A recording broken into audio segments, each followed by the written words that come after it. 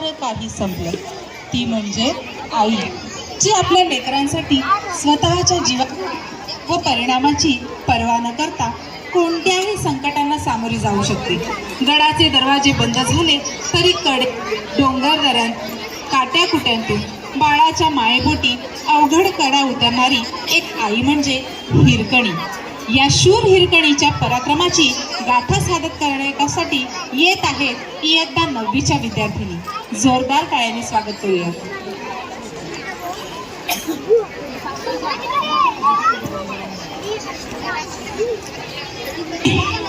किल्ले रायगडाच्या पायथ्याशी काही अंतरावर वाकुक्षी नावाच्या छोट्याशा गावात धनगराच्या कुटुंबात आपला पती आणि छोट्याशा बाळासोबत हिरा राहते.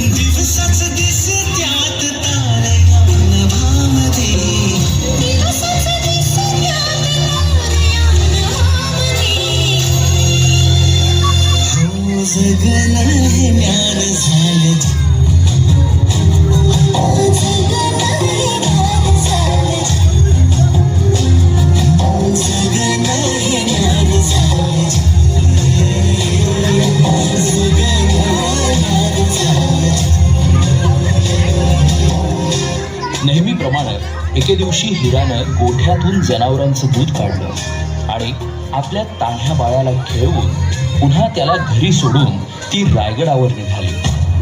तो दिवस होता कोजागिरी पौर्णिमेचा.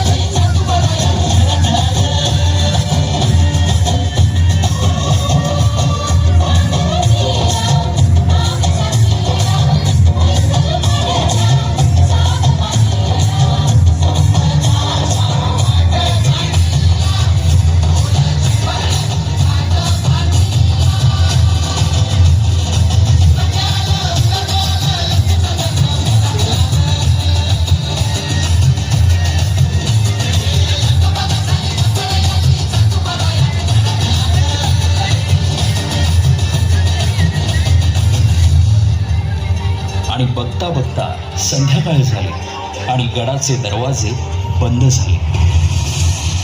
माझे बाळ एकला हात या पगार पसरती तुमच्या पुढे मला जाऊ दे.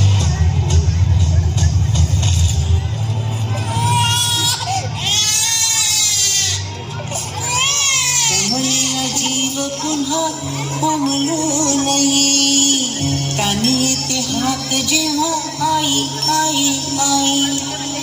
दमलेला जीव पुन्हा उमलू नाही कानी येते हात जेव्हा आई आई आई.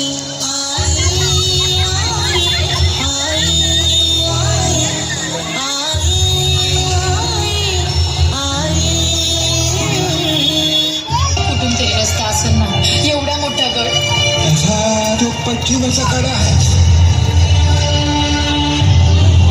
तिथं न तटबंदी न बुरुज कडा असा भाळगतो तिथून फकस्त वारावर येतो आणि पाणी भवानी राहील पाठीशी उभी. आई भवानीला समधीकडे पोचता येत नाही म्हणून तर तिनं आई बनवली. पोटासाठी जरी रोज हिंडते पाऊल कान घेते क्षण क्षण पिलांची चाहूल.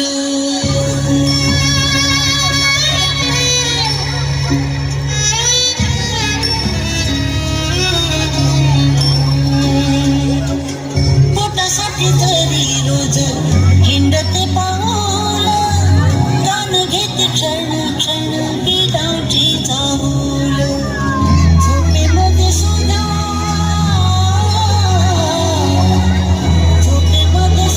मन जागे जागे नाही. कानी येते हाक जेव्हा आई आई आई आई आई आई आई आई आई आई. राज आज्ञेमुळं दरवाजा उघडणं शक्य नसल्यानं तिचं म्हणणं कुणीच ऐकेना. आता हिराच्या डोळ्यासमोर येत होतं ते म्हणजे तिचं घरी एकटं असलेलं तान्हाबाळ. त्याच्या आठवणीनं व्याकुळ झालेल्या हिरानं किल्ल्याच्या कडावरून खाली उतरण्याचा निर्णय घेतला.